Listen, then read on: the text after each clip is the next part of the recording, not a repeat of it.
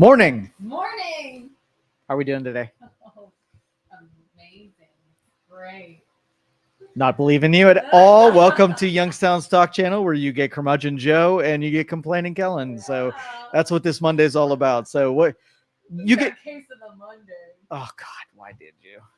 I'm gonna bust out all the cliches. No, and dude, not enough for you. my goodness, people are so stupid.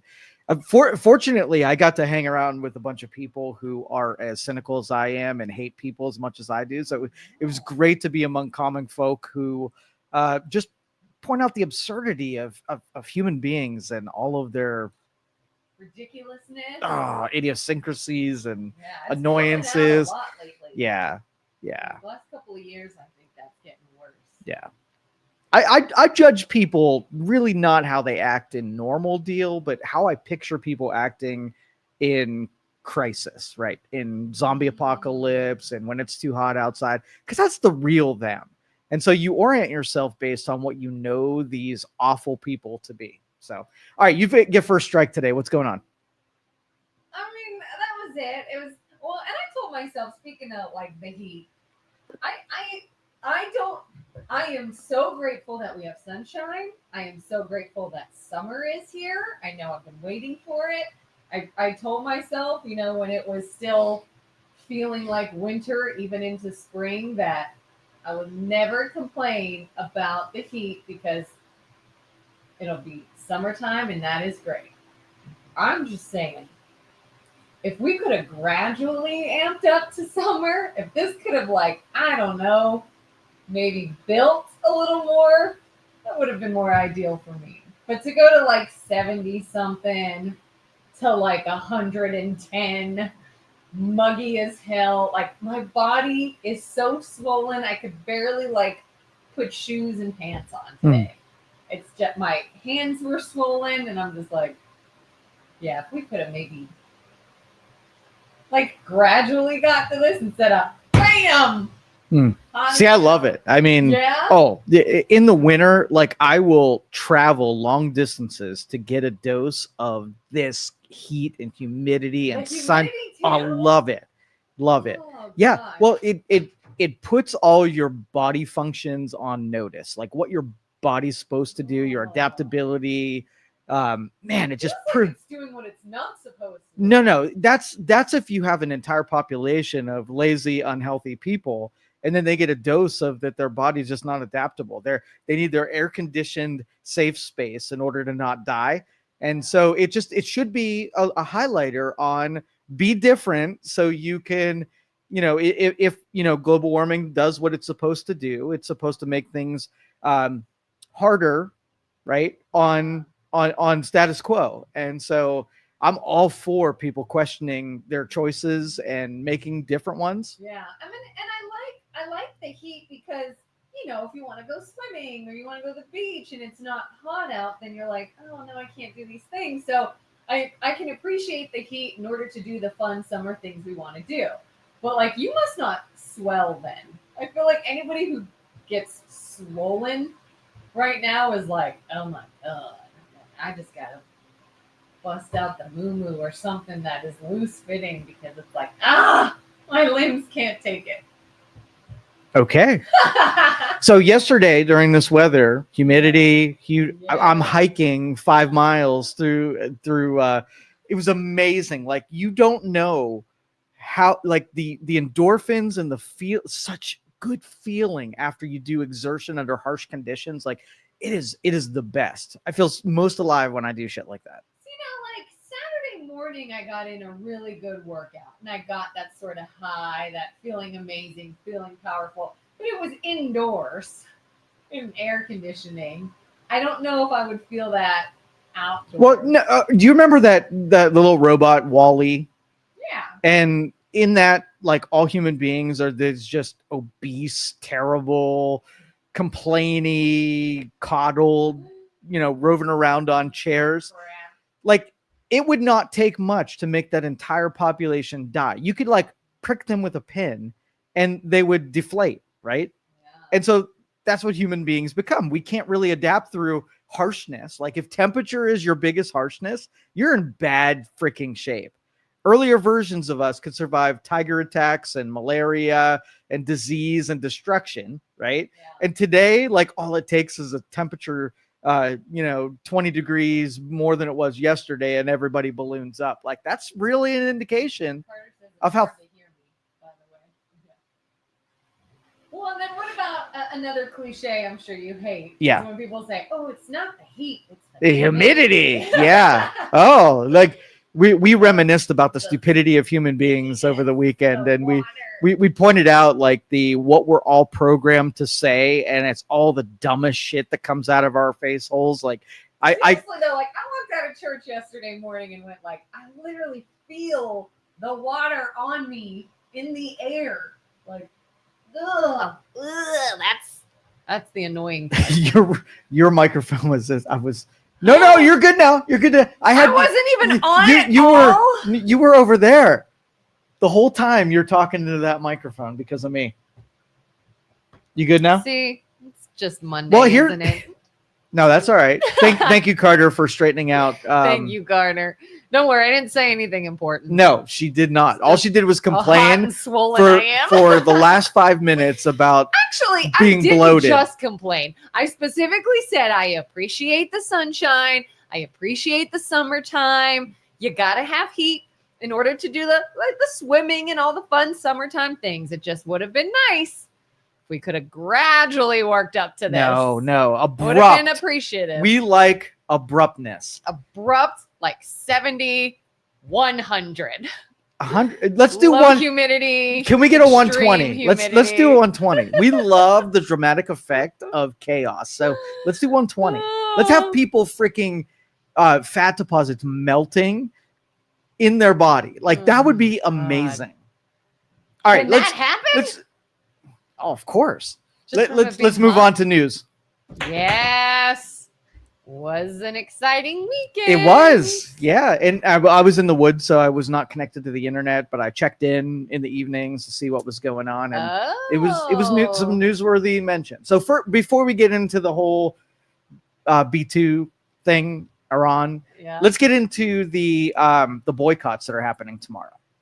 Oh, I didn't hear about that. Yeah. What's happening tomorrow? Never ending. Boycotts are just another strategy. You disagree with someone, so you boycott them and try to hurt their business. But I want to sort of like hit the principles of these boycotts and see what you think about it. Okay. So tomorrow starts the fast food boycott. McDonald's, Burger King. How did I not hear about this? I think KFC might be in there somewhere. But anyway, so the thing is whether or not companies support Israel. That's number one. Oh, geez. And this is the BDS movement, by the way. Wait a minute. I would say this boycott of fast food is not in any way to get healthier. It's over the politics. Country and politics. So that's number one, the politics up. Number two is whether or not companies pay their fair share in taxes, right? That's number two. And there was an element of human rights violations where you take a country or you take a company that supports violations of human rights, but we kind of bastardized what human rights even is. Yeah. And we took it away from the people who are really making life terrible for people and politicized it. So like you can loosely say that XYZ is contributing to human rights violations, and then we put all of our energy into going after our enemies rather than the people who are actually violating. Wait a minute, true we human took rights. a decent, good idea and Yes. made it idiotic. Oh, we did. We do that on a regular Shocker. basis. It's part of who we are because we're cliche human beings and we're awful. All right, so which order you want to hit it in? Do you want to hit it in the Israeli part? Do you want to hit it in the corporations don't pay taxes, or do you want to do the human rights principles? Maybe we should start with the Israeli because I feel like that's leading into other things. Okay. So we saw it with the Budweiser thing with the transgender. We had Dylan Mulvaney go on and do Bud Light, and they thought this was a brilliant idea. And then people who drink Bud Light are like, I don't freaking like that. And they boycotted Bud Light. Kid Rock made this video. And then, Bud Light. So in a little tiny era, it was super popular to be in with the Rainbow Squad, right? And then it became less popular as we saw that like there's only 10% of the people who will buy products, in that vein, right? Versus 90% of the people who are like, screw you, like quit getting political on this angle.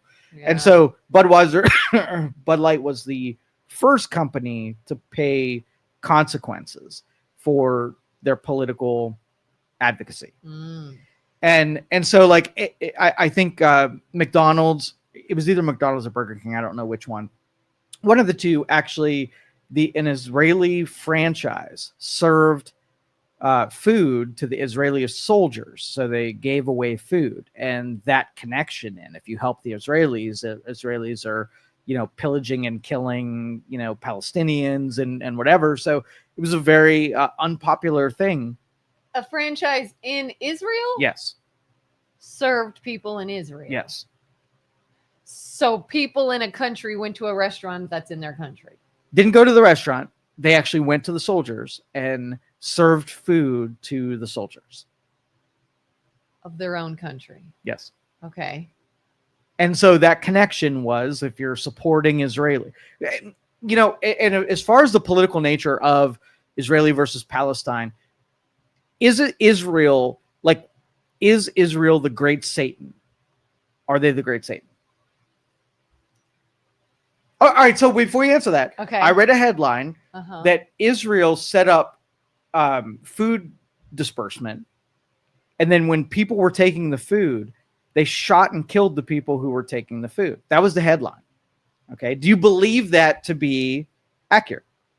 Do you think Israel is shooting people who are then grabbing the food disbursement? Own people? No, the Palestinians. They're serving. Oh. They're doing food giveaways. They ship pallets of foods to Palestine, and then when people are going to get the food, they shoot them. Does that sound logical? I don't know. I read that headline, so it's got to be true. I don't know much about what they're like. Okay, so let's craft it. Sounds a bit extreme.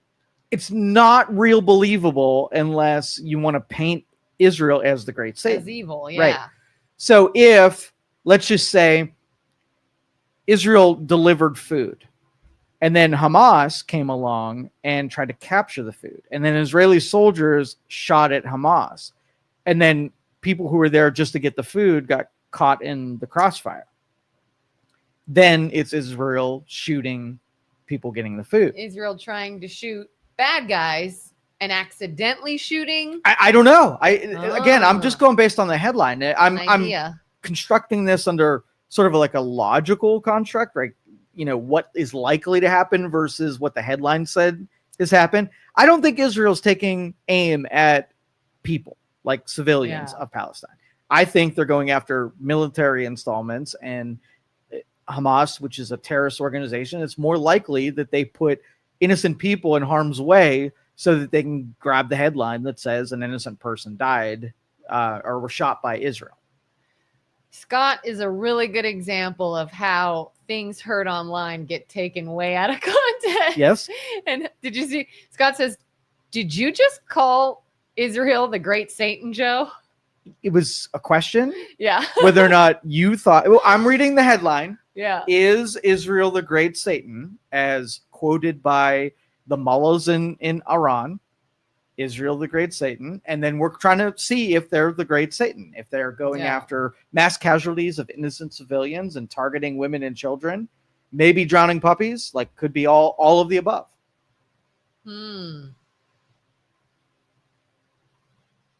Yeah, it would be interesting to see multiple headlines, because I'm sure you get different pictures based on who the source is. Well, what's interesting is, and one of the most revealing things is I'll sit in on spaces that are pro-Palestinian and pro-Israel, and what they're saying, if you were just you never heard any context from anything that's ever happened in the past, and you sat in, like, there are reasonable exchanges. Like, these aren't fringe people who are, taking an angle on it. These Palestinians, they're seeing people in their communities getting blasted out of the water, and Israel's the one launching the attacks. Blasting. Yeah, right. So it would be reasonable to say Israel is targeting civilians if that's the angle that you're exposed to. Yeah. And then the other side, I've heard from the Israeli side where Hamas is no. All right, let's talk about this because this sort of straddles both conversations we're going to have today. Let's read Brian first before he typed it all out, so he might as well read it. Do you want to read it? Do you want me go to ahead. Read it? The thing is, if it's hot but relatively dry, we sweat, and the sweat evaporates, cooling our skin. This is why we also say stay hydrated. If it's really humid, the amount of water vapor in the air not only transfers heat to our skin more effectively, but it also reduces the amount of sweat that can evaporate, making us feel hotter. Yes. Hot, swollen. I'm swollen. Mm-hmm. It would be really helpful if people knew how their body functioned, so they knew how to operate differently in different conditions, so that they could, if I'm hiking, I know what to do so that I don't feel like crap and make myself sick and damage myself. It's pretty helpful. If you had a manual of how your body works, that'd be great. But we don't. We want the environment to conform to us rather than us conforming to the environment. We want to boycott fast food, not for what it does to your body, but if the symptoms is that people do different things, like I'm not eating Burger King, and the rest of us like, okay, that's great.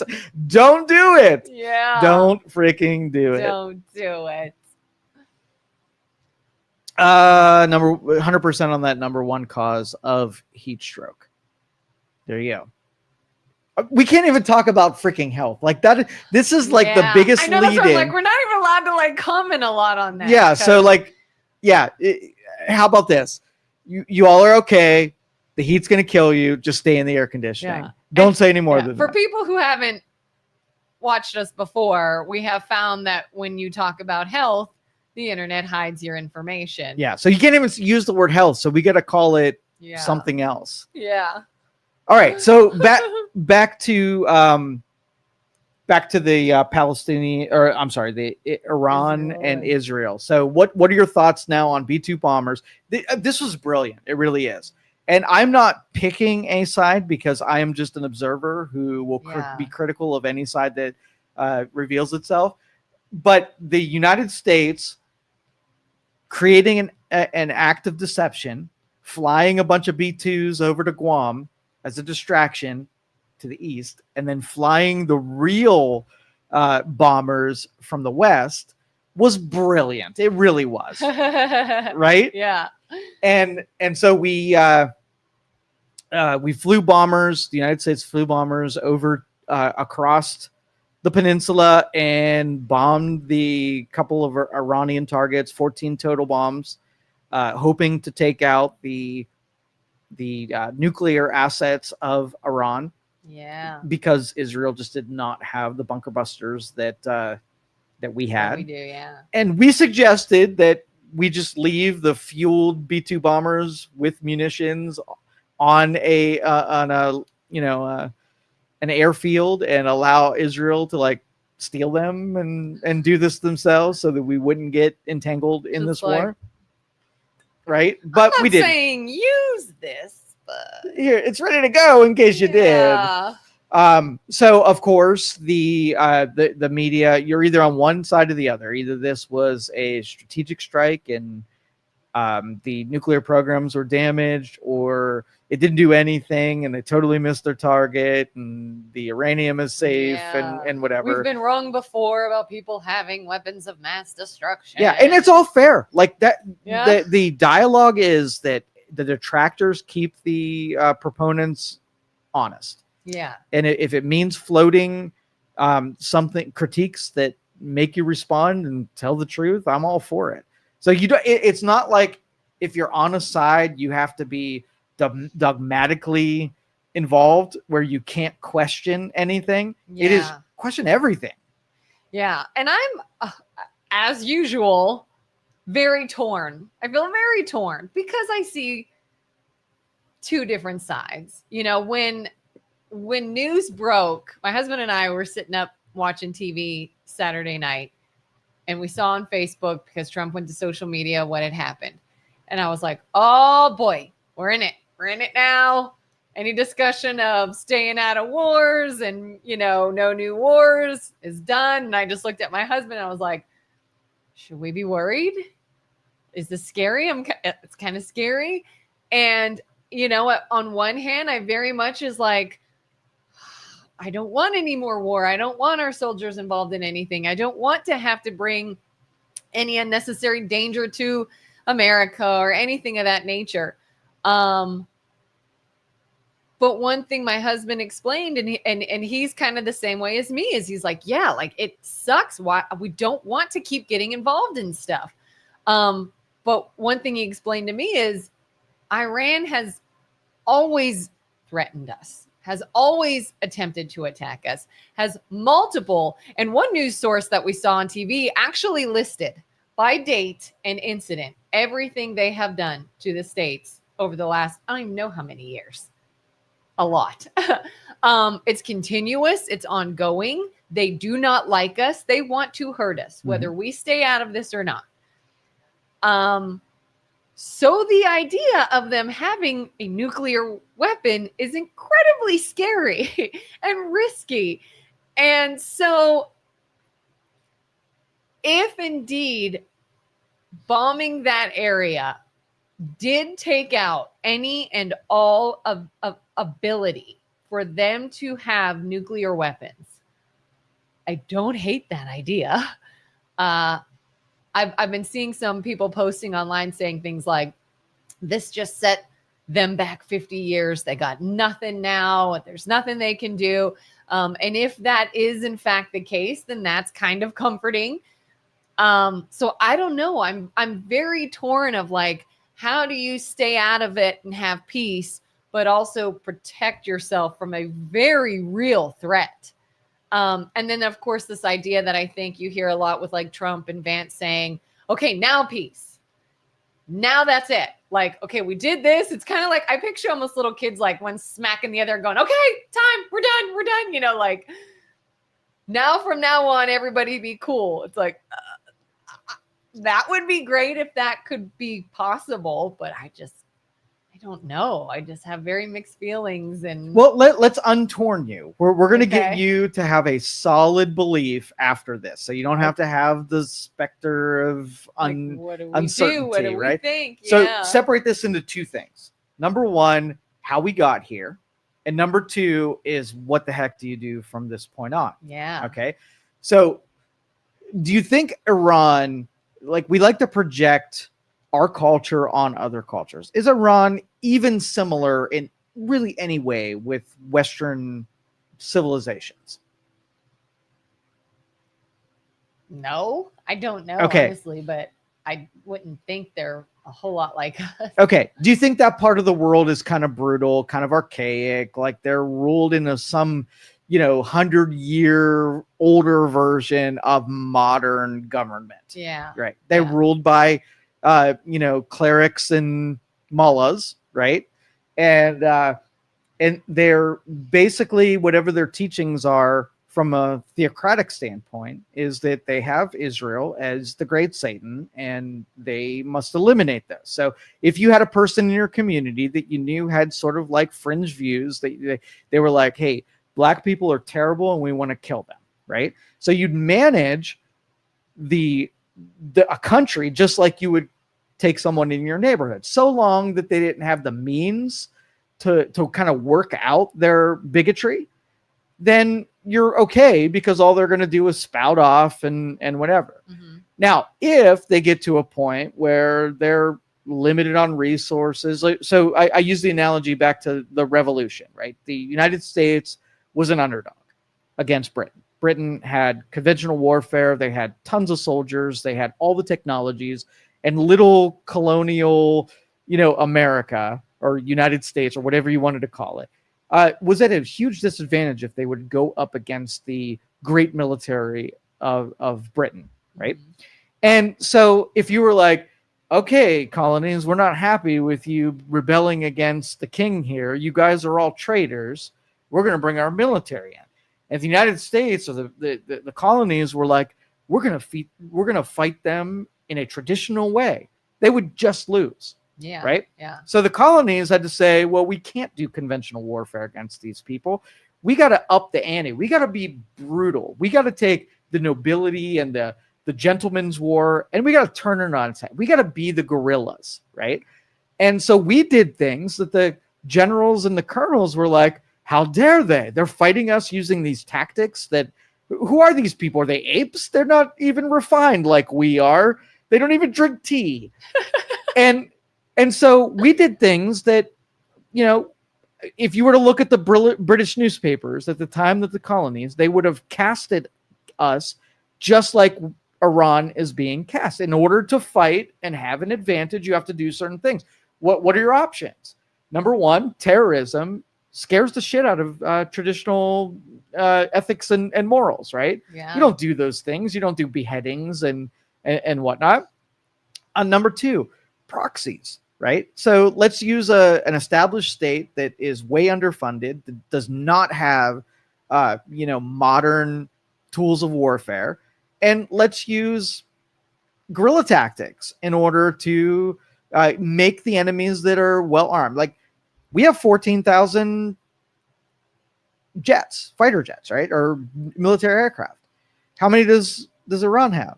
Like 100, right? They're not, if they went up against us in a traditional, they would lose in 2 seconds. So they're not going to sit around and say, so you got two portions of it. How capable they are of enacting their dogmatic, weird ways. Yeah. And the response, what the pushback is from the people who are going up against them. They have to invent some things. So, for instance, North Korea and Iran are very similar, that when they need money, when they run out of money, that they pretend to do something dangerous. And then countries who don't want them to do dangerous things come along and give them money.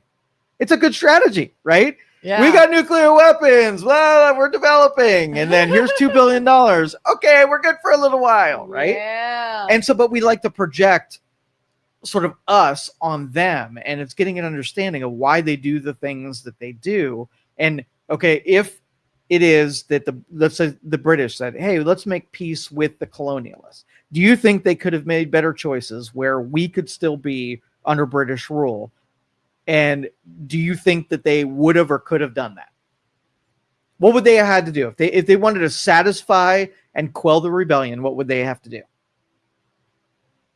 Well, you'd probably have to listen to them and attempt to work together somehow and come to understandings about cultures, way of life, who wants to do what. They could have made different choices, but the king was like, no, you're not going to thumb your nose at my rules. And the arrogance of that application is what made the rebellion happen. So if you getting an understanding, there are people that actually understand geopolitics in a way that regular people absolutely don't.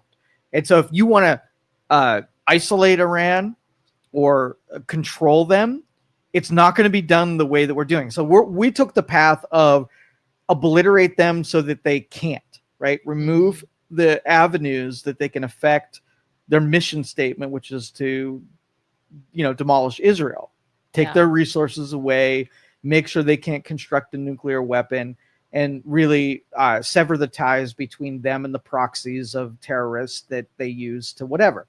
But then if you do that, how do they protect themselves in a brutal surrounding of other countries that are just as brutal as they are?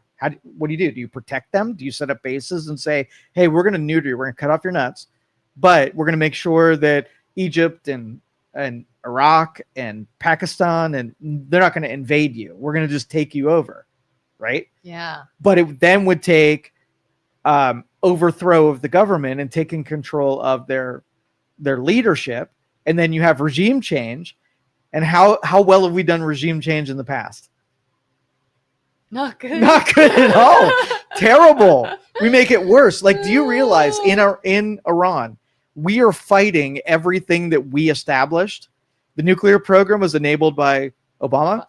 The mullah. Well, didn't Biden give them a bunch of money or something? Too? Everyone has. Yeah. So we built the things that we're destroying. It's U.S. tax dollars that went in building everything that's there. And the leadership we installed to fight a different battle against another extremist group. So the leader that we hate, we put there, and the infrastructure that we're bombing, we built. Stupid, right? dumbest version of anything that could happen. But at the time, it seemed like a really good idea. Yeah. So questioning whether we want to be more entangled means that if we're really good at making those kind of decisions, then do more of it. If we're really terrible and we will just be fighting what we create today. Yeah, because what happens if, even if we sort of helped create this, it is now dangerous and we got to quell it. Yes. So what options do you have? If not, take it out. But we've proven that the extremism isn't traditional military. So it would almost be like what the rebellions of the Revolutionary War. All right. So we had individuals who lived in farmhouses who joined the rebellion and hid in the woods. Right. We're quoting The Patriot here with Mel Gibson. If you want to picture what the rebellion. So if you were to target who's all in the rebellion, it's not like they're going to gather up and say, "Oh, I'm in the rebellion," and then you can take them out. Right. The rebellion is created by taking regular people and having them bought into a force. And so there's an infinite amount of people that you would be fighting. So it's more of a philosophy that you got to quell, not the people who have joined the philosophy. You got to change. Remember the hearts and minds things? You got to change the hearts and minds in a place that will elect leaders that are terrorists. How do you change the hearts and minds of someone who will tomorrow vote for the terrorist? You're really far off from that moment, right? Yeah. Especially because okay, so let's just say you're a country in the Middle East and you were like, you know what? I'm going to go out on a limb and I'm going to be pro-America. They will never make me look terrible and throw me under the bus, right? So I'm in. How many of those countries have been thrown under the bus and said, holy shit, like I am never trusting those people again? Because the minute that there was an opportunity, we let ourselves into it and now they embarrass the shit out of us. There's probably every country in the Middle East that we've done that to at one time or another. So we don't have really good, a good reputation as being a reliable source for being consistent, right? Yeah, like, because I kept saying, well, if we're giving Iran money, but then they're still saying death to America, like, what kind of a relationship is that? Don't threaten us when we're helping you. That's not a good sign. But that is the Middle East in a nutshell. We are literally helping people that would murder us if given a shot. And how do you have a relationship when you know that you've got to play the aggressor, right, against someone who absolutely hates you? At the same time, you got to control that aggressor by having just enough diplomatic ties to be able to make sure that they don't do damage to other people. Let's see what Carter says first. If we don't take it to them, that will bring it to us. I'm very worried about who now is inside our country because the Biden open border policy. That is a strategy of terrorists. So that's, I was telling my husband because somebody shared something online Saturday night and it was like, well, now we being Iran, we're going to go after all the U.S. bases and blah, blah, blah. And I was like, well, I'm so glad we don't live where we used to live anymore. But he had said, he's like, I wouldn't worry about that. I would worry about the smaller ones from the people here. And I'm like, oh no. Yeah. And that's what I hate about these things getting political is I hope that really smart people who have a great understanding play the chess game against this to give us the best outcome that's possible. When it gets politicized and people join the team, half the people who are raising Iranian flags in support of Iran don't know two shits about how it actually functions there. And same the people who are the war hawks, like those people who haven't seen a war that they didn't want to invest in, right? Yeah. Those people scare me just as much. It's the middle part are like, let's gather the details. And so if the policy is we will get entangled in a war if our interests as the United States are being threatened, right? That seems pretty reasonable. Yeah. But how many excuses for American interests are justifiable to entanglement? So let me give you some interests. Mm-hmm. Okay. So the prospect of someone coming here and blowing something up. That's a U.S. interest because Americans die, right? That's an easy one. Definitely don't want that. Right. Yeah. What about economic interests? What about oil interests? Was it worth fighting over oil? Well,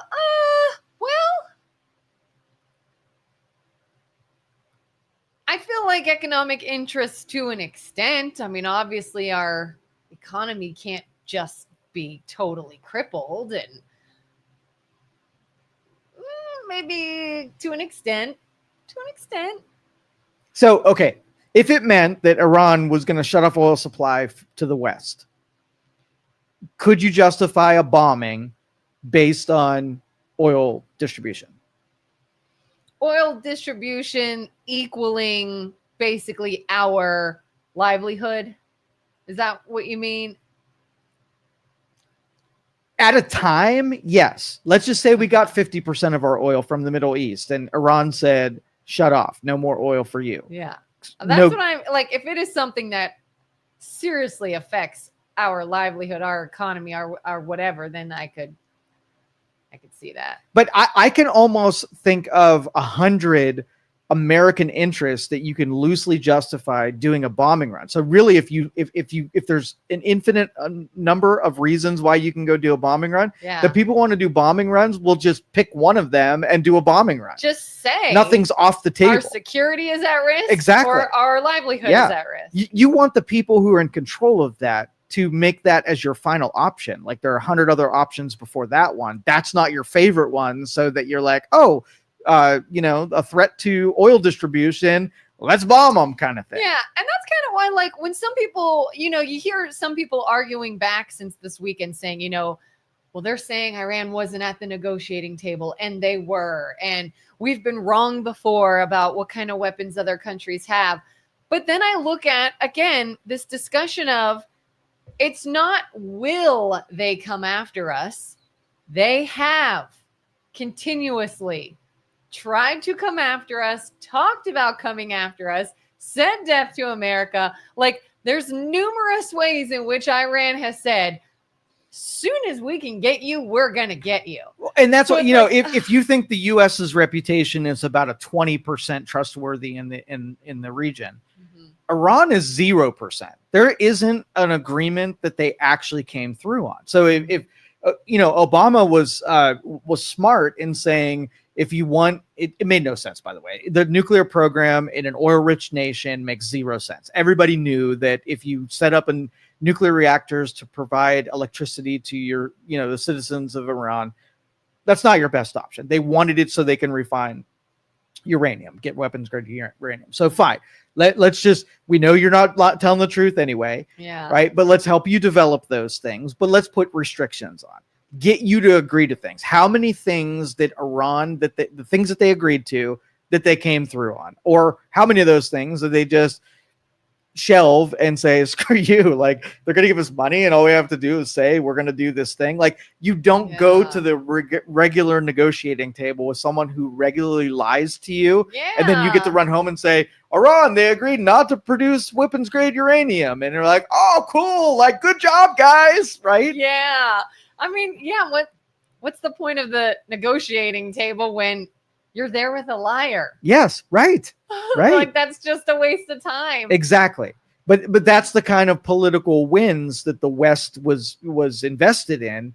And then 2 years later, when we found out they weren't following through with anything they agreed to, we were shocked. And, I could tell you going to the negotiating table, the only way to curtail that weapons development is personal oversight. You don't trust some international organization that can be corrupted. You say, we're going to make this deal with you. We're going to give you $2 billion for residential. We're going to take our own people, and I want them to have unfettered access to all of the same things. And if they're serious about it, they're like, well, we don't care. We're not making weapons grade uranium. Bring in your U.S. investigators, and they will see everything that we're doing. That would be an agreement that we're like, okay, well, they've given up on it, versus saying, we're going to do it.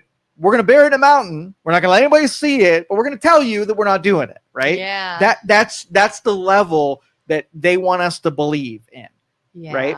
And so it's very easy to say, keep the United States out of it. This is a cluster in the making, and I hope somebody else takes it on. And the only time that I want to get involved, when it gets to a danger time, right? We're going to say, Iran, by the way, when we see you get close, we're going to destroy that shit anyway. So don't get close because we're going to bomb you, right? And then that is really the only thing they understand. And isn't that kind of what was said anyways? Yes. Like Yes. he said, you've got, 2 weeks or something.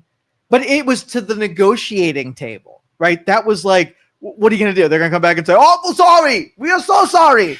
No more uranium. No more uranium. We sorry. It's more Chinese. We're just kidding. We're just joke. God, how do you even do an Iranian accent? I don't know, but that was my Iranian accent. Yeah. But anyway, but you can't go do the same thing that they double back on before because they're just going to buy another 6 years on it, do the same thing and whatever. So it's going to take more action. And in what? What? I'm picturing these people at like a table in a boardroom or something, and one side's like, "We need money, death to America." Okay, but if we give you money, we need to know you're going to be safe with it. Absolutely, death to America. This is a South Park episode. I really feel like though you're not going to be safe with our money. No, we're going to go green, death to America. It's like, okay. We'll do it, but you better promise you don't come after us. No, we won't. Death to America. Thank you. And it's just like, we trust that? We trust that? We've trusted that. That not just we trust that, we have trusted that. And we lack the action when it went a little bit south. So then we would let it culminate to the point where then we got to take out all your nuclear stuff using B-2 bombers. And that's so kind of going forward, the entanglement now, it's been done. Hopefully Israel continues to hit the rest of the armaments, let them exhaust all of the munitions that they have, use the other countries to make sure that Iran, because what will happen is they'll have traditional munitions and they're going to eventually run out because they only had 2,000 of them and they were using 100 a day at a certain point. So they will have exhausted the ones that they've been using. And then they'll go to more rebellious means like we did, right, with their proxies with Hamas and the terrorist groups, and they'll may try to hit U.S. installation or do some group inside the United States. Just hope that with Tom Homan and the interior law enforcement that we can sniff the shit out and stop it before it happens. I know, but go ahead. I was just saying, that's what makes me nervous is like something happening here. That's very nerve-wracking. Well, think about it this way, though. If you have an external threat and you start targeting people who act suspiciously in the United States, so you go out on the street and say, I'm pro-Iran.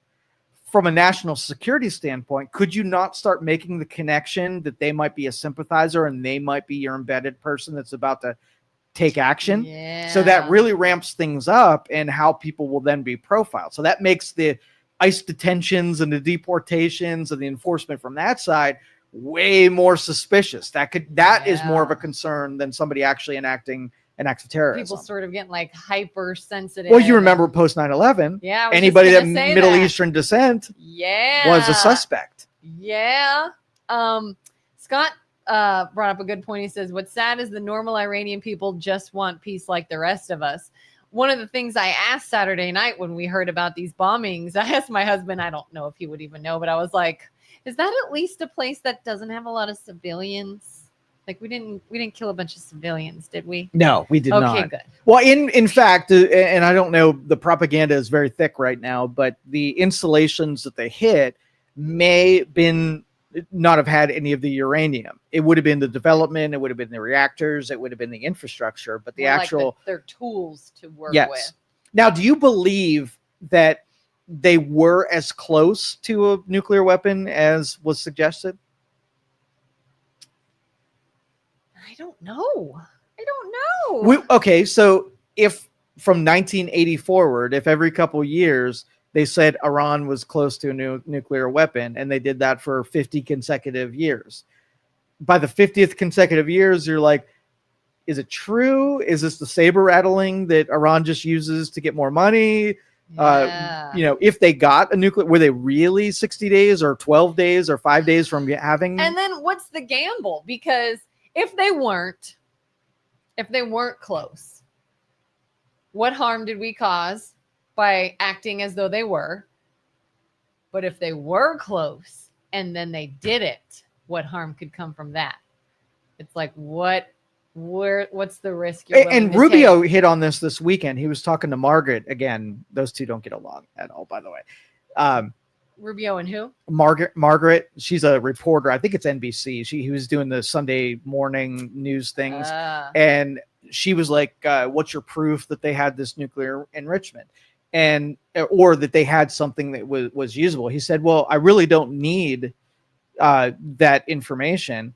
If they are people who say, if I had nuclear material, I would kill somebody with it and kill Israel and the United States, and if the Atomic Energy Commission said that they had 60% refined uranium, that's all I need to know. They are close, and they need to be made unclose." It's like they'll already have multiple strikes, but then there's one more threat we act, and everyone's like, "Oh, you don't even know if that's a legit threat." And it's like, how about the 10 others? Yeah. You just want to overlook that because you don't know if the 11th one was legit or not. Yeah, but that's the argument. They have to do that. They have no other options. They are a poor country that has no defenses in a brutal part of the world. Like, if they didn't do terrorism and they didn't threaten saber rattling, like, I would be shocked because they don't have anything else. Well, was it Trump or somebody called them like the bully?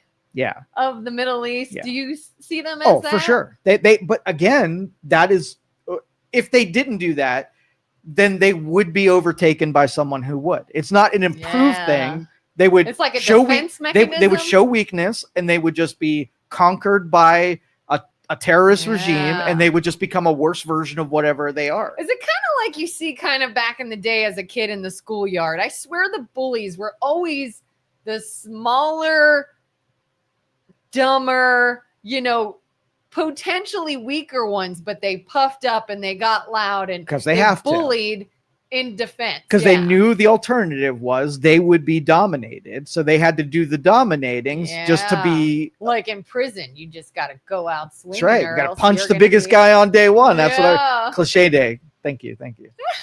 It is. Let's see. Isn't that what the Iran nuclear deal of 2015 that Trump nixed was? It was oversight by 7 major countries. He screwed it up and wants praise for trying to fix it. It obviously was not effective. If they got 60%, so 60% uranium is not essential for residential or sort of like civilian use for electricity.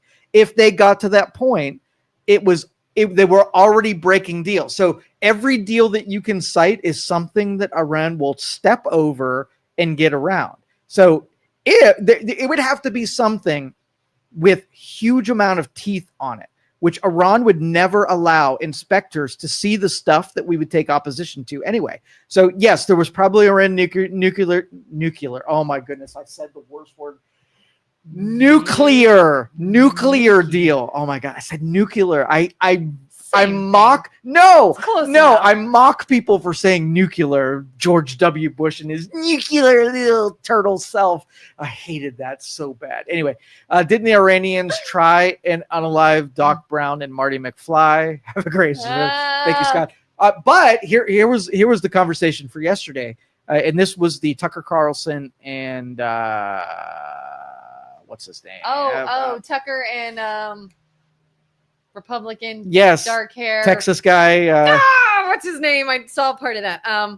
It's coming to me.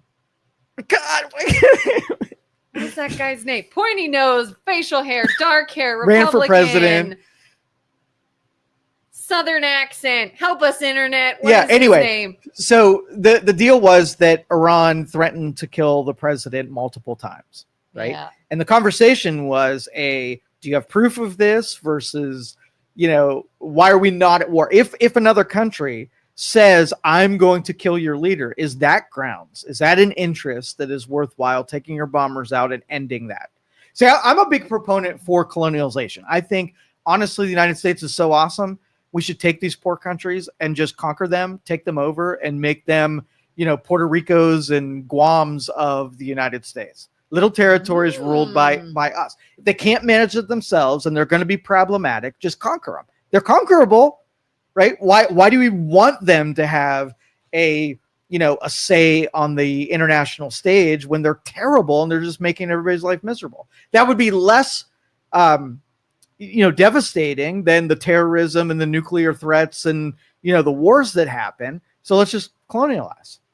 Ted Cruz? Ted Cruz, that's it. Thank you, Joseph. Thank you, Joe. Yeah, because then I feel like you get this pushback of like, it's not our job to parent everyone else. And why not? Why do we have to make people like us? We are good at it. We might do some bad things, but they're not sawing heads off bad, right? And they do that there, and they're ruled by, the religious sects that are, take aim at a whole country, or, they are the Hitler of today. They take entire countries and want to eliminate them off of the face of the map. Go conquer their ass. It's so funny when you hear people complain about certain things and the way we do things here in the States that they don't like.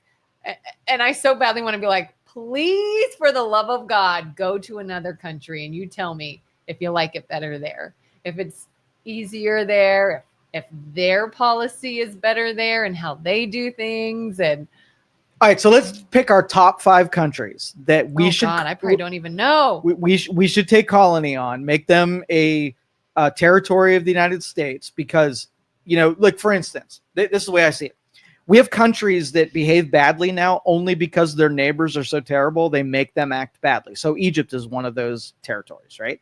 So they've got surrounding neighbors that they've got to act a certain way, because if not, they're going to get rockets over their borders, right? Yeah. But you remove, and I'll pick my 5, and then you pick your 5.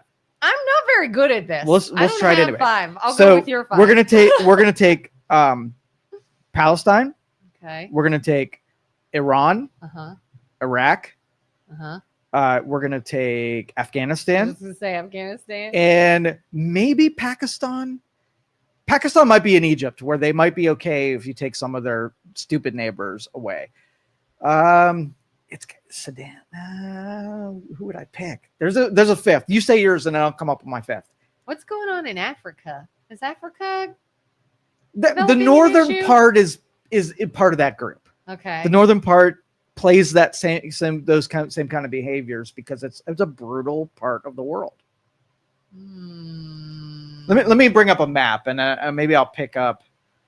Yeah, and I don't even question Africa because I know that we were sending troops to Africa. Yeah, there might be some better or worse. Let me go over here. All right, so I took out Iraq, Iran, Afghanistan. I took out Palestine because they can't get their shit together.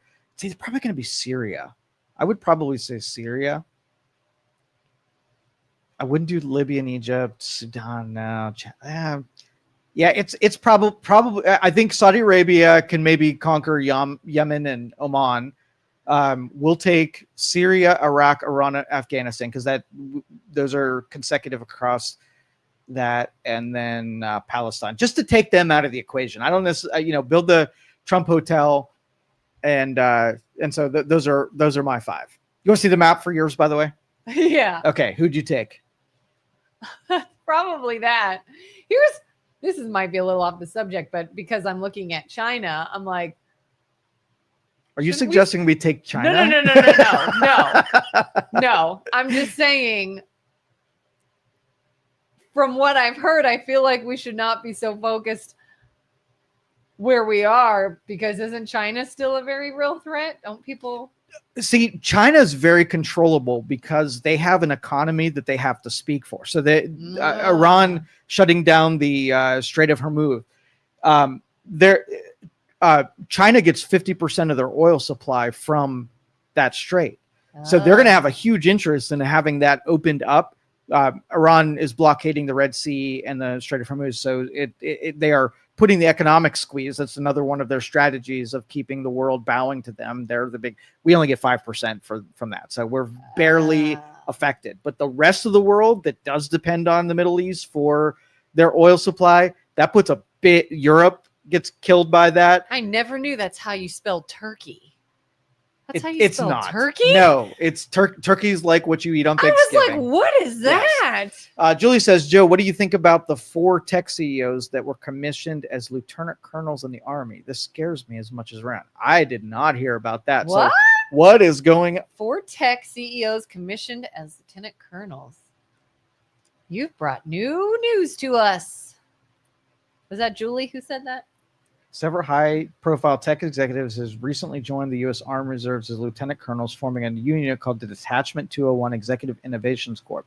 The initiative aims to leverage their expertise to modernize the Army and integrate cutting technologies. Okay. All right. What scares you about that? If you have someone who is brought in that has an expertise in AI, and you want to give your military tech advantage, would you not put the specialization in your military? Yeah, why is that scary? Tell me what's scary about that.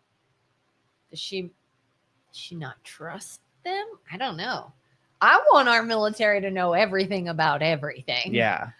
Like, you know about chemical warfare, know about tech warfare, biological warfare. Like, by all means, gather more information, whatever can benefit us. So, yeah, Julie, just let us know why. She says, we will never have a safe and fair election again. Oh, so this is about election concerns. I mean, that's a good question. It's a valid concern, and all of my feeling about how insecure our elections were, I don't think it can get much worse than what has already been done, because it's been throttled where, China has distributed fake driver's license so illegals could vote, and tabulation machines were changed and put. I mean, you had so many states that gave us the precursors of what we're in for when you have people willing to manipulate outcomes. But there are technologies to make it sure, like if you had the mission statement is you had a person, they are citizen, 1 vote. And if you just had those 3 principles, are you a citizen and you only get counted once? There's paper ballots. So what's the advantage of paper ballots? Are they hackable? I mean, I feel like you could collect paper ballots and replace them with fraud paper ballots. Okay. So you can, right? But it is slow. If I go to a spreadsheet and change 1,000 to 6,000, I've added 6,000 or 5,000 bad ballots. Yeah. But if I try to do the same thing with paper ballots, I have to fill out 6,000. It's harder to create it and then get it into the system, where a tabulator could be changed in an instant. It's way easier. So you have to harden the tabulation machine so that those things get counted. And then omission is another strategy, where if you had a machine that was in a Republican district and I just took that machine and threw it in a dumpster, well, I've removed omitted ballots from the system. So I can either add ones that weren't there or omit ones that were there. So those are the 2 tabulation. And so there are a million ways that you can skew an election, like the drop-offs after COVID, like Carter said in 2020. You created a post-COVID voting deal that was so easy to drop off ballots, to harvest ballots in. And you saw in the numbers that it was a skewed election. Now, the figures might have been proportional. It might not have been a stolen election, but you saw the strategies to be able to pad votes and tabulations by just changing the method of voting, right? Yeah. And like when you voted, did you have to show your ID? Yes. I don't recall having to do that this year. And that obviously, if not, could have just been an oversight by somebody working there. Are you a registered Democrat? I don't think I'm registered as anything. Okay. Yeah, I think they only check, but I don't remember. I think a flag comes up when you're a Republican that you have to show voter ID. If you're anything else, that you don't. But I literally just walk in and they, stupid. That's not real. And they hand it to me, and I don't, and I vote, and then I come back another time and just walk in and hand it to me. And did they have you sign the little booklet, or I did hit the little tab? Something. So yeah, you were shown as having already voted. But you could walk in and sign a different name. You could, if you brought another name to the table. So you got your Chinese driver's license, you bring the voter that hasn't voted Or if yet, they and you don't go look at your license whatsoever. right. So there are things that make voting more accurate, and there are things that make voting less accurate. And if you do the things that make it less accurate, you're going to get a voting or an election that was like the 2020, which I don't care even if you like the outcome of 2020, you don't have confidence that's the proper hardening that our election system should have. Yeah. Yeah. All you have to do is sort of like anything that you make a political debate is you just push back. If you're like, I want to rig an election, so any backstop you put into place, I'll just tell you that's divisive or racist or, a bad idea to do or mean or whatever. And then, oh, okay, well, I guess we're not allowed to show ID because it's somehow racist or whatever. It's like all they got to do is push back on something that you tried to do in order to make it a safe election. And probably the easiest thing to do that will end my concern about votes. Like the most valuable thing in an election are the people that don't vote, right? The reason they're most valuable, we got 50% is what vote. So let's just say there's 200 million people that can vote, 100 million. Those 100 million that don't usually vote, you see the campaigns looking at those like, we're going to go grab those and we're going to make them ours. So your strategy is to go claim the ones that would never show up on the rolls anyhow. Yeah. If we said, okay, everybody has one of these, every single person in America has one of these, it's registered to me, it's my stuff, my photos, whatever. This pops up on November 4th and says, how do you want to vote? And you can either say, I want to vote this way, or I don't want to vote at all. The I don't want to vote at all means that nobody could use my unvote, right? Yeah. So I could still not vote, but then nobody can use me to vote the way that they want me to. They can't harvest me out. You're still electing yourself as a decision. My decision is I'm not participating Exactly. in this. And it takes you off of the rolls for that vote, so nobody could use it. So you could still go up, you could still go in, but you can tell the system that you're not going to vote this time. Make it super easy so that nobody could then use your vote for their end. But there's a million different things. You can do the driver's license. You can do purging voter rolls of people who have been dead for 20 years. You can make it so that non-voters can just tell them that I don't want anybody using my ballot. And each one of those things makes it stronger so that the most valuable part of an election, the non-voter, can't be used as a strategy. Now you got to convince people who are going to vote a certain way. Interesting. Yeah, because as much as you ask the 100 people off the street, they're going to tell you that the deficiency isn't what I told you. It's going to be manipulation, voter rolls being changed, or tabulators having the polling stuff. That's not going to be your biggest thing. It's going to be the 100 million people that got a ballot, aren't going to use it, and somebody else can figure out how to make it post.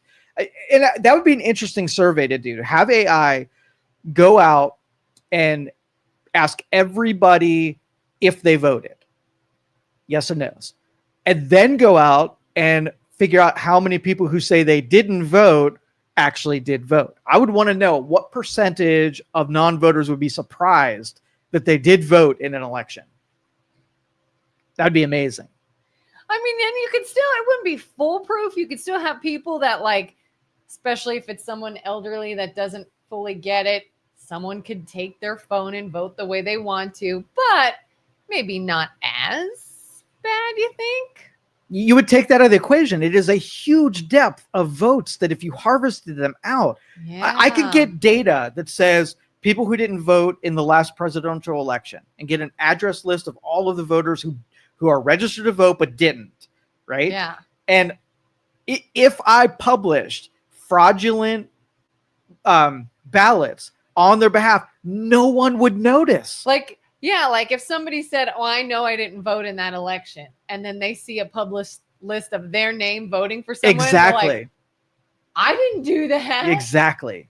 Ooh, That way, if interesting. your phone could take you off of the ballot for this Yeah. election because you really didn't have time or wanted to vote for it. But I mean, yeah, like if you were elderly and not tech savvy, and I was like, oh hey, Grandpa, did you want to vote? No, I don't want to vote in this election. Hit this button. Oh, let me do that for you, and they vote on your behalf. Yeah. Yeah. Then that obviously is fraud, and that would be something. So do you think, like, if you did that, if you went, let's just say you went to the nursing home, and you're like, these people aren't going to leave the nursing home and vote. So you just go room to room and say, hey, who are you going to vote for? Are you a registered voter? And you fill out ballots on their behalf. And you're like, just touch here. Is that fraud? But if you purposely touch where they didn't want you to, they don't care. They don't even know. You can ask them 20 minutes later and they don't even know that they voted. Right? Would that be fraud? Yes. For sure. You voted for them using their identity to cast ballots. And that is the harvesting that most of us have most exception with. So there's like no way to make it foolproof. What if in my household, I've got 2 registered voters and I request in my household to get my ballot sent, right? Mm-hmm. And I fill mine out and I see my wife hasn't come home yet. So I fill hers out and I take them down. I'm allowed to distribute and deliver those ballots on her behalf. I just make some kind of doctor's signature on there. I push them through. Now, a vote that she would have no idea that she freaking voted, I made the decision for her, right? Yeah. So you have a distance of time between when a ballot could be filled out and when it's delivered, and you can't tell that the person who was supposed to fill it out did so. Think about all those ballot requests that got fraudulently filled out in huge numbers. That's a big problem. So what do we do? You use technology and those tech people and yeah, you want them involved in the military, but you also say, how can you make it so that it's hard and easy at the same time? Yeah. It's hard to push new ballots in, but easy that if you're the original voter to get it in there, and cut out anything that's not single person, single voter, and use technology to solve that problem. So what is Julie talking about? Palantir's already compiling every bit of our personal info. Now they are in the military. I think Palantir is a very dangerous enterprise. Peter Thiel is evil. Rockland County, New York, Harris received 0 votes, even on solid Dem down ballot votes. Yeah, it's effed. Like, I don't think anybody should be complacent and really impressed with how we do our voting here. Do you remember in Iraq, they did the purple finger thing? And then they can tell if you voted because you had a purple ink stain on your finger. No, yeah, they did elections, and there's lots of corruption and fraud. So every person dipped their finger in purple ink so that everybody know that they already voted, so people couldn't vote more than once. So using that, you had to go in and like show your hand. Yes, that was a way that you could vote once. Wow. You didn't have to have ID, but you had a purple finger. But the thing is lots of missing fingers that day for some reason. Gosh. Second vote. I got 10 fingers, baby. I got this one. Can I do this one? But it's one thing, though, to make sure that the voters themselves are being honest.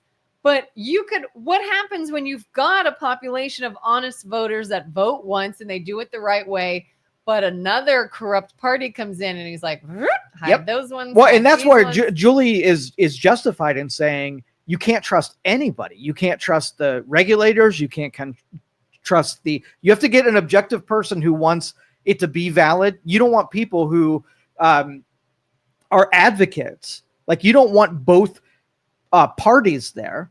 You want a tyrant there at the polling location and in charge of policy on it that doesn't care who wins, but they just want to make sure whoever had the most votes wins. But now we just get advocacy where they, legally maneuver what they can fit in there, like the drop-off ballot things and the ballot harvesting. And so, but that's the pendulum swing is the Democrats benefited from the ballot harvesting. So then the Republicans are going to benefit from the tech oligarchs that do it. So you had yours, now they're going to have theirs, and we got to have a different method. Exactly. You're going to be pissed at an election that gets hosed by the tech people being able to sway an election. And I think both groups are going to remember both instances and say, we got to cut this out. We don't want illegals voting. We don't want Chinese driver's license people. We don't want techs being able to change ballot operations. Like, let's get some reasoned people in there. I think the frustrating part is not knowing who to trust. Like, obviously Trust no one. Julie doesn't trust. Yeah. Like, we've got these major tech minded people coming in and that could be very dangerous. Whereas somebody else would say, no, that's exactly what you want because they can make it secure.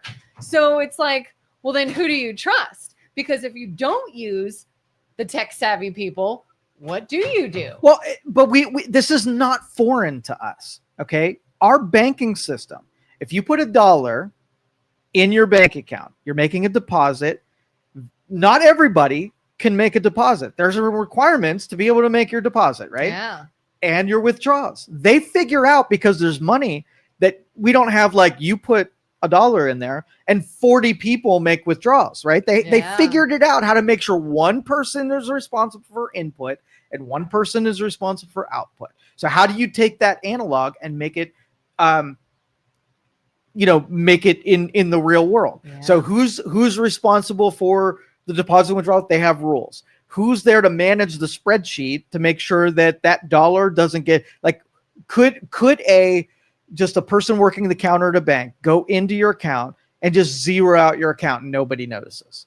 Or could a person add $3,000 to your account and nobody notices? So they figured it out how to keep the balances on the institution side straight and accurate, and the input output accurate. Just model it after banks who, people try to do fraud and they figure it out. Fraud or human error. Right. So they got to protect against both, I'm sure. Yeah. And human error, probably less than 1% of bad ballots getting put into the system. On purpose fraud is the largest majority of skewing election results, 100%. But the technology freaking exists. Here's who will not allow this. The Democrats will kill this because technology could allow it to be 100% accurate and all of the fraud goes away. All of the fraud goes away. Because here's the thing. They will claim that we are making it too hard to vote, right? The cries will be that we're targeting a group of people. And I heard it the last election, like they framed it as no black person could get a driver's license. It is targeting black people are wandering around with no IDs. Have no idea how to get a driver's license. They're totally incapable. Did you see the video? There was a video online where somebody they had like a microphone and they were going to, I can't remember if it was like Harlem or different like inner city areas. And they were talking to people on the street and they're like, do you have an ID? And they're like, yeah. And they're like, what do you say that it's difficult for your demographic to get an ID? And they're like, you have to have an ID. Everybody has an ID. Do you know how to get an ID? Yeah, I know how to get an ID. I can walk to the place now. And everyone's like, what do you say that, the consensus is people are concerned that you guys don't know how to get an ID. And they're like, we're not stupid. We can get IDs. Yeah. So we're required to have them. But the white middle-aged women, right, take on behalf of minorities and say it's too hard. And if I were a minority, I'd punch all these white women in the face. I really would. That's what these people were saying. And they said that's offensive. Yeah, we have to. We can't get an ID. Like, so you're making the argument that fraud needs to happen, so we make it easy enough for these unable minorities from securing a driver's license. This is the most ridiculous argument you can imagine.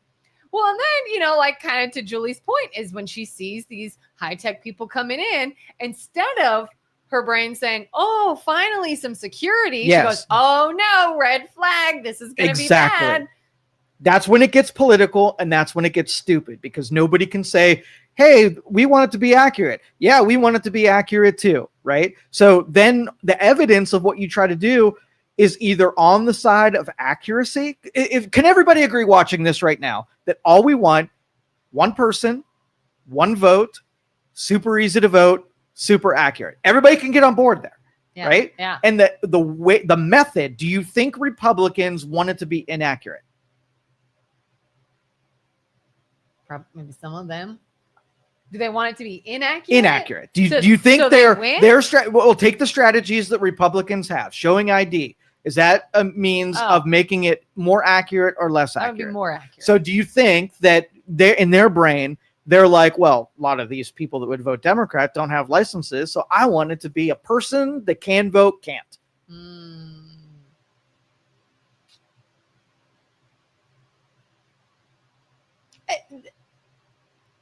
either side I think could be corrupt, but when you see one putting things in place that would make it less corrupt, All right, it so has to look like the other side. I live in a primarily white district, and I go to vote, and there's usually maybe 20 people in line to vote. It is, I go 6 o'clock in the morning as soon as the polls open. It takes me every bit of 20 minutes to be able to vote. Mm-hmm. You go in an urban area, turnout when Obama hit, there were lines that were 4 hours long, which means I have 20 minutes first thing in the morning. Would I vote if there were a 4-hour line? I probably wouldn't. Yeah. Right. So now, can you construct an area that is so outlandishly terrible to vote and think that your turnout's going to be above 20% if you have to wait in a 4-hour line? Yeah. So, but here's the thing, that's solvable. Here's how it works. You ready? Yeah. How do they formulate polling locations? Based on previous elections, right? So if 20 people vote from your neighborhood, they staff the poll workers, right, to be able to handle the number of people who usually show up. Mm-hmm. If you have an Obama election and you get almost 100% and you swamp the polling locations, right, with tons of people that have never, ever, ever, ever voted before, now you get 1,000% turnout that we normally do. You get swamped and you get 4-hour lines. So how do you solve that problem? If people who don't normally, in my location, it's always the same people. You get a high turnout every time because those people just vote. So the polling locations have the number of machines and enough workers to get me in and out of there in 20 minutes. Yeah. But let's just say I did show up. I would 100% fill out an absentee ballot and say, I don't have time to wait. I got to be at work. Give me an absentee ballot. I'll fill it out over the side, and then they'll hold on to it and process it later in the process. Right? Yeah. That's how you solve that. Or I wake up at 6 o'clock in the morning. Oh, it's voting day. Vote, submit, and then I'm done. I don't have to wait in person with people. This is tied to me. I just voted. That would be amazing. It would be amazing. Because I've hated that. Trying to figure out, I'm not going to go at this time because everybody's going before work. And I'm not going to go this time because everyone's going after work. And at this time, everyone's on their lunch break. And so now I got to figure out where I got to go and what time I have to get there. And there have been elections where I'm just like, I don't honestly care. And it's going to be more hassle than I care about the candidates, you know? But if it was that, you would have voted because it took no time. Yeah. And we've done it in retail. We've done it in banking. We've done it in securities. Like your phone can do something securely so long that you download the app, you verify your identification, you register your phone as tied to you. And if I had another phone and I tried to tie it to a second ballot, it couldn't because that's me. That app is me. So if these tech people decide to create a uniform connected to your Social Security as a citizen, one person, one app, register just like anything else, I could vote from my phone tomorrow. They're going to say people get in your phone and steal your information. It's insecure. And you can't tie it to, like I can't put a banking app unless I have 2-factor authentication. It's tied to me. So yes, it's not impervious to fraud. Yeah. Is it better than the people that stand in 4 hours in line? How much fraud is equal to I just couldn't spend the time to do it? I couldn't travel in my car. Like I consider that fraud because a person that wanted to vote couldn't, right? Yeah. Because of analog show up in person voting. Again, we solved it for other more important. Like I'm going to say banking and securities are more important than voting.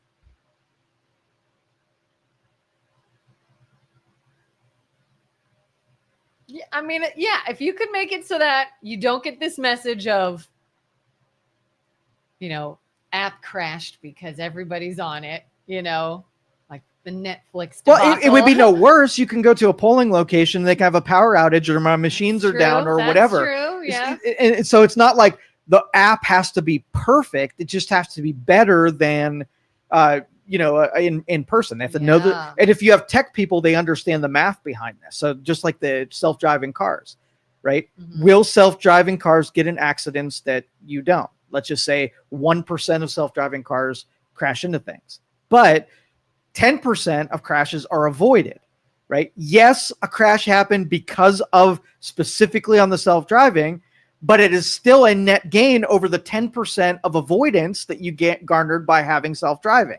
Yeah. Not perfect, better. Better. So Julie says, how many security breaches have we had? Crypto can be hacked. I disagree. Crypto cannot be hacked.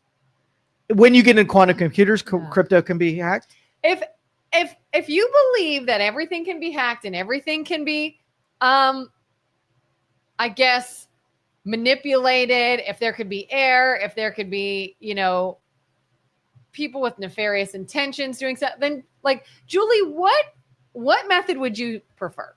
What method would you say is the better voting method that is safe, that makes sure there's no fraud involved, nothing can be hacked, nothing can be taken over?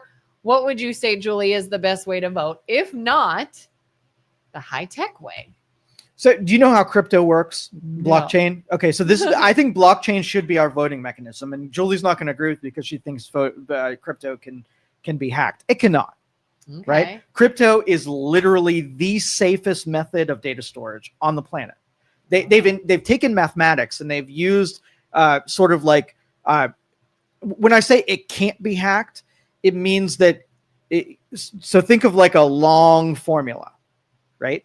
And the formula takes so long to solve that there isn't enough energy in the universe to be able to solve the equation that it puts in front of it, unless you have the key. If you have the key, you unlock it, you don't have to solve the equation. But someone to crack it, it would take more energy than the sun is thrown towards the earth since the beginning of time in order to do.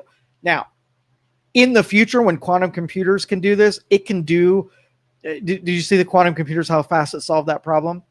I think I remember you telling me about this. It solved an equation in 40 seconds that a supercomputer would take quintillion years to solve. Yeah. So quantum, then I will agree with Julie. Is that what Julie's Googling when she says crypto can be hacked? Is it with a quantum? No, well, no, because quantum isn't usable for doing it. I mean, Julie says Google says it, and they can't put anything on the internet that is. I can explain how crypto can be hacked is if somebody does something stupid, like not setting up good passwording, does not two-factor authentication, having subsystems on front of crypto. But crypto, the actual blockchain cannot be hacked by today's technology. And could you, so a lot of different like sites and stuff require you to change your password every so often. So then ideally, couldn't you say by the time somebody is even remotely close to solving this equation, it changes and start all over again? Or am I thinking something totally different? The entry, the gateways into it, each has a probability. So if you set up a password, I can crack a password pretty quickly.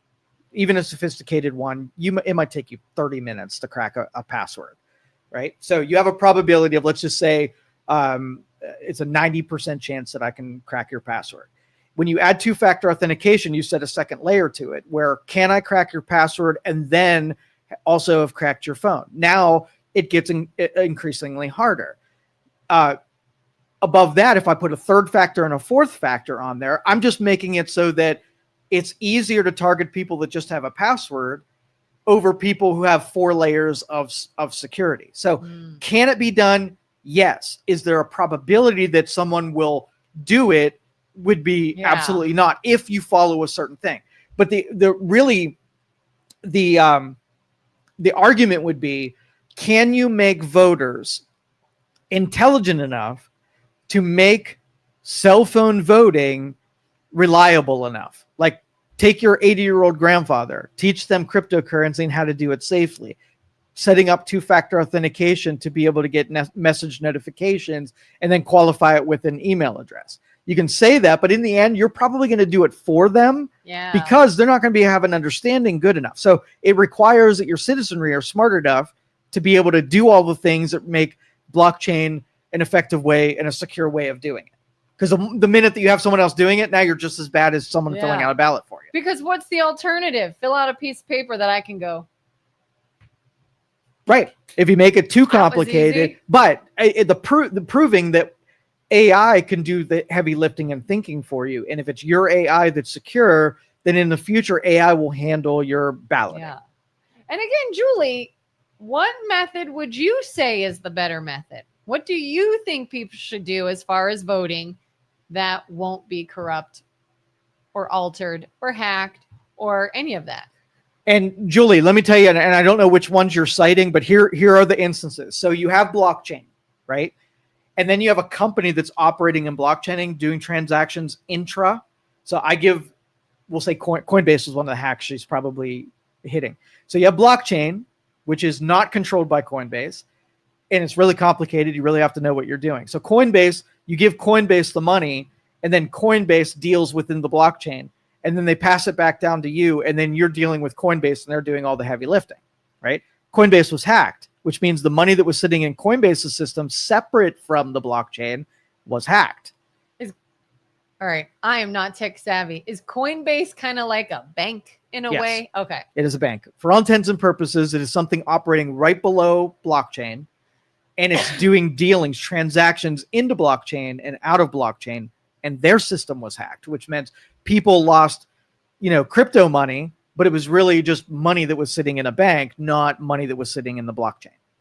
So it's not faulty in the idea or the usage of the system. It was one entity within that. Yes. Messed up. Yeah.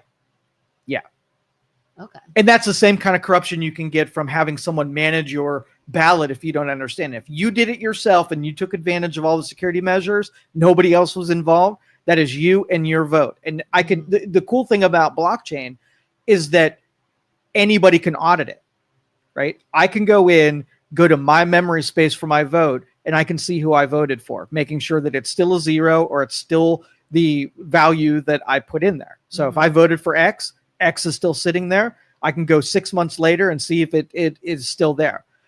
Now, there's one circumstance where blockchain can be hacked. It works on a system of majority, right? And so if I publish data into the blockchain, I would have to have 51% of the network agree that that's good data. And if it doesn't agree, it gets kicked out.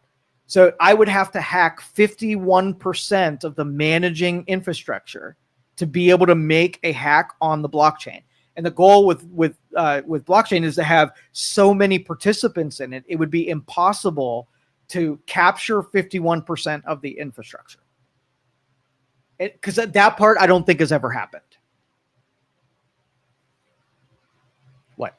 We went blockchain. I don't even understand what a blockchain is.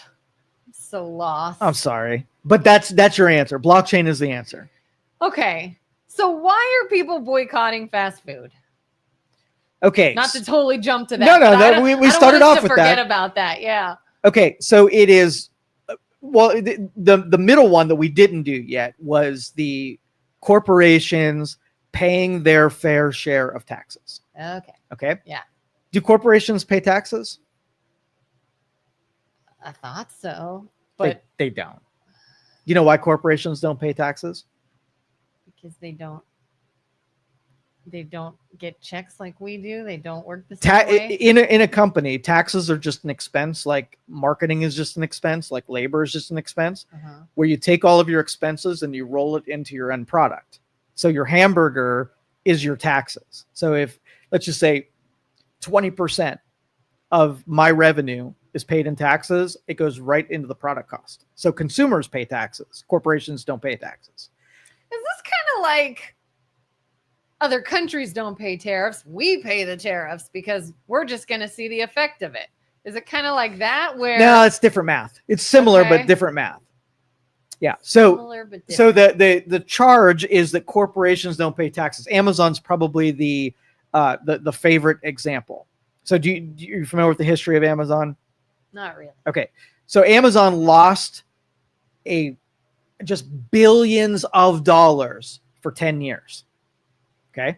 So the first 10 years they were in operation, they lost all kinds of money. Why? Because they weren't profitable. They were spending money more than they were making it. They were a small company. They weren't selling enough to be able to cover They weren't doing well. They were not doing well in the beginning. So 10 years they went without making money. Now, the way that accounting works is that you can basically write off your losses at a time. So let's just say I have a company that makes $1 million, right? And I lose $1 million. So really, on a spreadsheet, I broke even. But from an accounting standpoint, I can only take losses, and I have to take those losses over multiple years going forward. So I lost $1 million, but I'm only able to write off 20% of my losses over the course of 5 years. It takes me 5 years to be able to write off my losses. All right. So on the tax sheet, I'm going to have to pay 800,000 taxes on $800,000, which go into my end product. Did I make money that year? No, but I paid taxes as if I would have make money, as if I were to have made money. So now you go forward looking. The next year I lost more money. The next year I lost money. In the future, I'm going to have to wait 15 years to write the losses that I had on day one. So after they became profitable, they were still had losses that were taking off of the balance sheet over the course of the next decade. So let's just say Amazon made $1 billion next. And they look back and say, wow, we got like $8 billion worth of losses that we had over the previous 10 years. Now they paid no taxes in this year, even though they made a ton of money, because they already paid a little bit of taxes on year one because they had to depreciate those losses over the course of the next 10 years. So that's why it gets skewed from a consumer standpoint. It looked like Amazon made a bunch of money and they paid no taxes. You'd have to go back to their balance sheet early on and watch them pay taxes they really shouldn't have owed because they weren't able to write it off. Like further and further in the hole in the beginning. Yes, and still had to pay taxes anyway. Their way out. Yes. But all we see is, well, you made $8 billion and think that's and now they're not paying taxes. But still, it's just even if that weren't the case, right? A corporation just builds that expense off into the product. So if you increase the taxes a corporation pays, you literally just make their products cost more money. And consumers think that they're just taking some of their profit. And if you saw it actually on a sheet, that is not the case. Is that kind of like when people say, oh, you should just pay your workers this amount of money an hour? Okay, we'll get ready for a $30 hamburger instead of a $7 right. If you divided the profit over what you're trying to expense, it's not as big as you want it to be. And end up costing the product more money for the consumer. So I've heard a lot of businesses, like in your first 5 years or something, don't expect to make any money. Correct. But you're still being taxed. Yes. So you're actually bleeding money. Yes. If you then are able to sustain and be successful enough to stay in business and maybe go another 5 or 10 years, and now you start seeing money come in, people want to say, well, you're making good money. You're racking in the dough. And you're like, do you know the hole I had to crawl out of in the first 5? Right. This is not, like I joke around. I always say, like, when you see your paycheck come into your bank account, I say, that's funny. It's like, it's my money. It's not my money because it's going to everything that cost me that money before it came in. Right. So that's kind of the same idea as everyone's like, well, look at all the money you have now. You should pay more. And it's like, dude, I have a hole this big of stuff I was paying before you ever saw this. Right. But the overall deal, like, you got to question the motives, right? If somebody is not themselves saying, look at my money, I need to give some of this to the government, versus saying, oh, look at Kelly got over there. She's got a bunch of money. Take her money, right? So the envy principle, right, of go after rich people, go after companies. All you're doing is picking someone who has more than you and saying that's the person who's not paying their fair share. So I was asked, like, what is the fair share? What do you owe? Right. Yeah. And libertarian in me, you don't owe anybody anything. Either you ask for something and they give it to you. That's not your money. Like, you have no say what Elon Musk or Amazon.com or tech billionaires or whatever, that's their shit. And if you weren't on the ground floor with them while you were giving them money while they were losing and hemorrhaging, you are not. You ever notice, like, when everybody's cooking the food, there are very few people around. But when it's food serving time, everybody now wants a dose of something that they had no hand in whatsoever. Yeah. At harvest time, lots of people around it. Planting time, where's everybody that's shoveling the manure and planting the seeds and experience the hot sun? Like, nobody's to be found at that time, but everybody wants to be at the trough when it's time to eat. I heard somebody recently here say, well, who needs that much money? You don't need that much money. What are you going to do with that much money? And I'm like yelling, that's not your concern. That's not your call to make. Right. Maybe they do need that. If they don't, maybe they want that. And who are you to say that they That's can't exactly have right. that? Just like, oh, well, don't cut out junk food with government assistance because maybe they really need this birthday cake. And who are you to tell us that we can't buy our own birthday? Okay, well then don't tell them that they don't need that much money. Here's the deal. Buy your own shit and leave everybody else alone.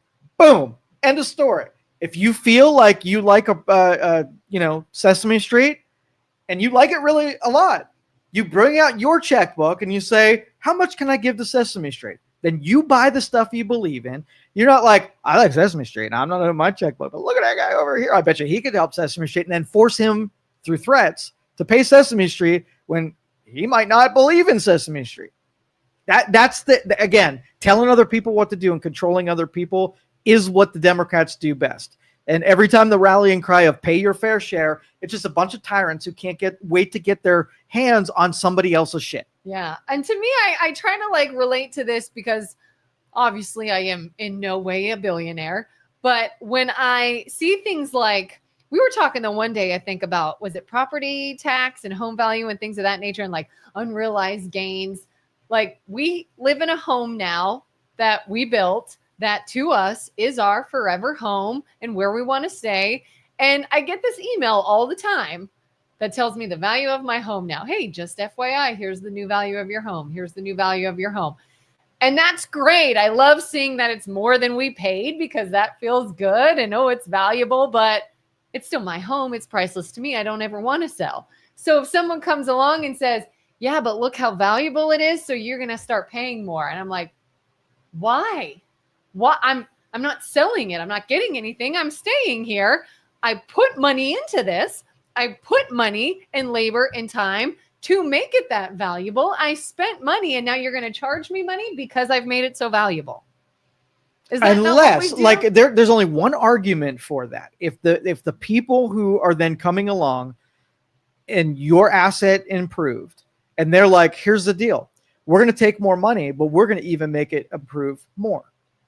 And it's so long that they are tied to the increase in value and they're making decisions that make it more valuable. So if I came up to you and said, hey, your house is worth $100,000. I'm going to charge you $1,000, but I'm going to increase it by 10%. You're going to be like, I'm going to pay $1,000 and they're going to give me 10,000 more in value. Sign me up all day for that deal. But if you don't do that and you make it worth less, like you make bad decisions, you invite bad economic players into town, you cut government services, and now the home is worth less, then they owe you money, right? Then they make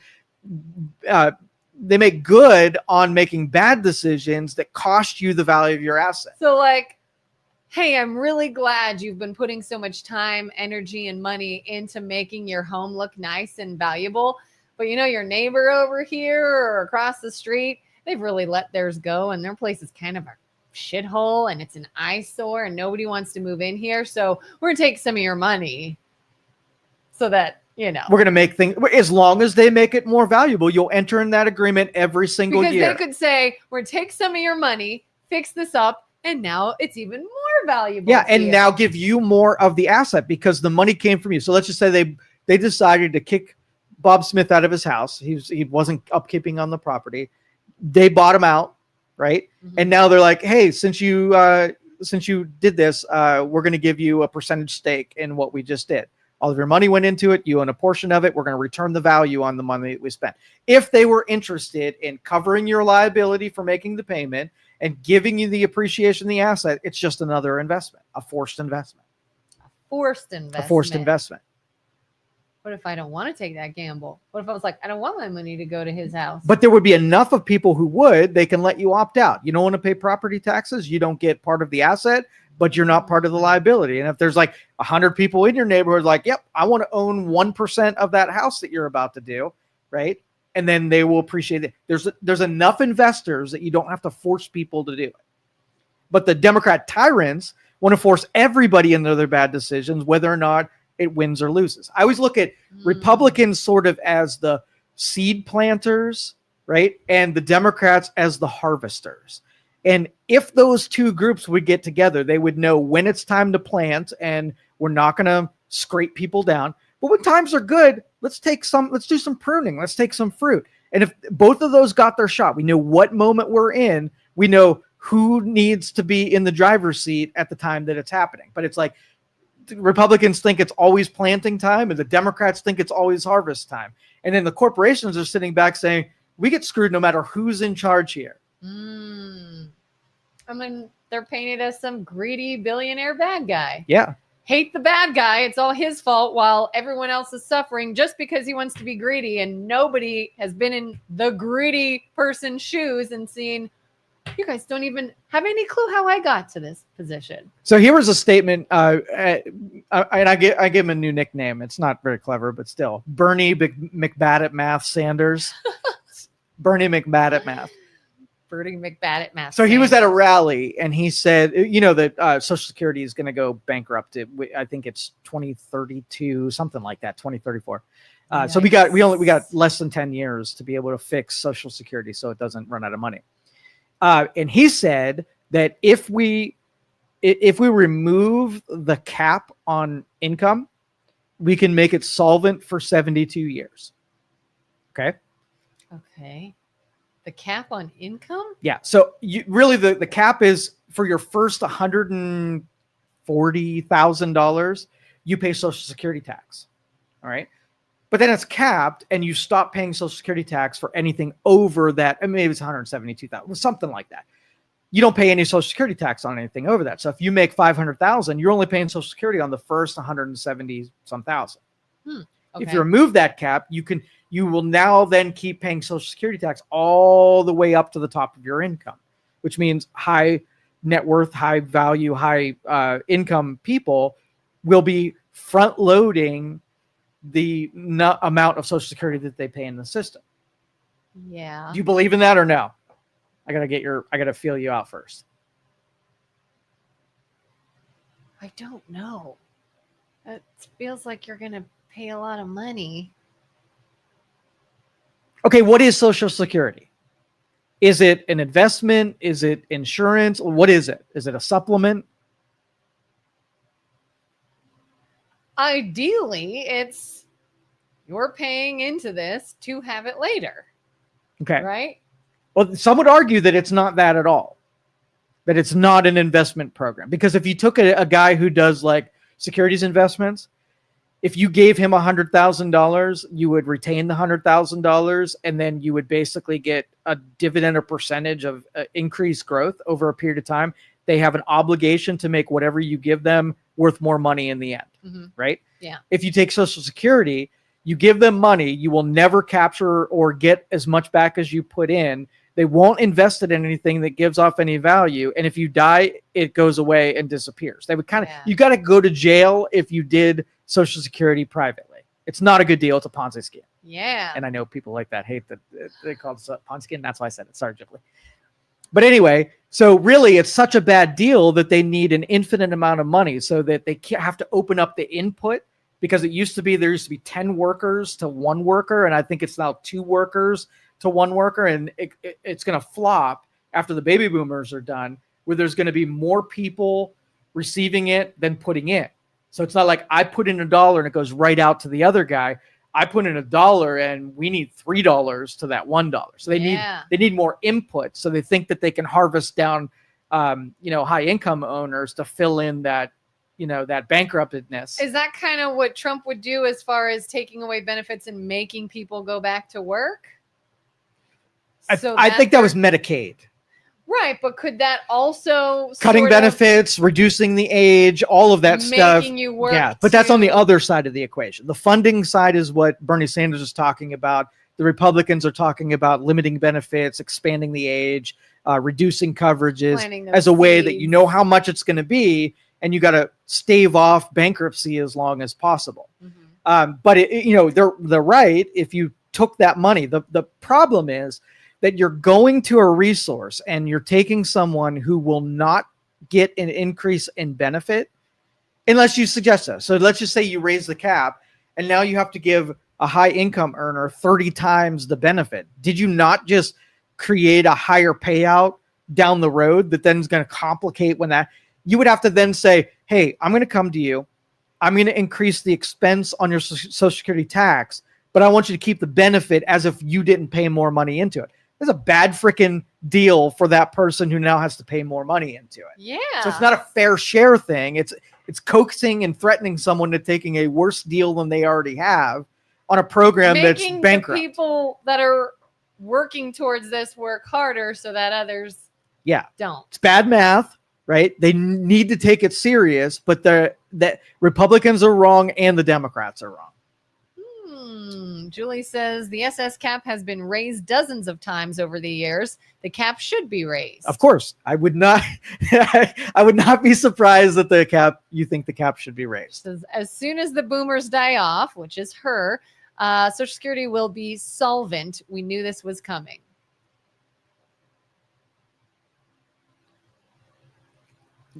Mathematically, it's done. And it's musical chairs. You do not want to be in the position of political power when the music stops, because it is going to suck for that. And so right now everybody's like, I don't do shit. Like, everything I have to do is terribly unpopular and it's not going to end anyway. So kick it down. They got to deal with it. This is why I keep hearing about people getting their Social Security early. If you could do it, take it the minute that you can. Really? If you can hit the button that says eject what you've paid into it and put it in the private side, give me that option and I will take it tomorrow. Because I think, can't veterans do that? Yeah, there's an age. It's a reduced benefit where you could take it early, but you don't get quite as much as if you wait later. But then you really have to have extreme faith that it's going to be there. And it's such a bad deal. It's a gamble, which is so infuriating. Terrible. Why are we gambling with this? It's terrible. It's terrible. You can't dress it up. It's terrible, bad math, and we're stuck with it. It's just another way our government uses us as pawns and dangles this work hard, pay into this. It'll matter in the end. Oh, sorry. Doesn't matter. Oops. Go blame that billionaire. It's all his fault. Yeah, they're easy to blame. Oh. So you have the divest. What's that called when you protest a company? Boycott. Yeah.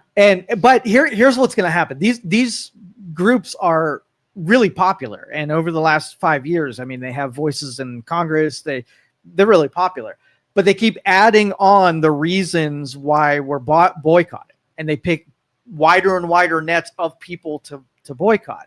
Eventually the hippies are going to get in there, and it's going to be like anti-capitalism is why we're boycotting, and they don't use enough soy or whatever. Are these not the same people saying we can't eat healthier foods because they're more expensive? That's why we have to stick with fast food. And now all of a sudden they are not going to have fast food for some politically motivated agenda. I cannot wait for the day where they have to stare down their own conflicts and realize them. They're still kind of they're hitting those conflicts, but they're completely oblivious to the fact that they just created an irony in their own movement.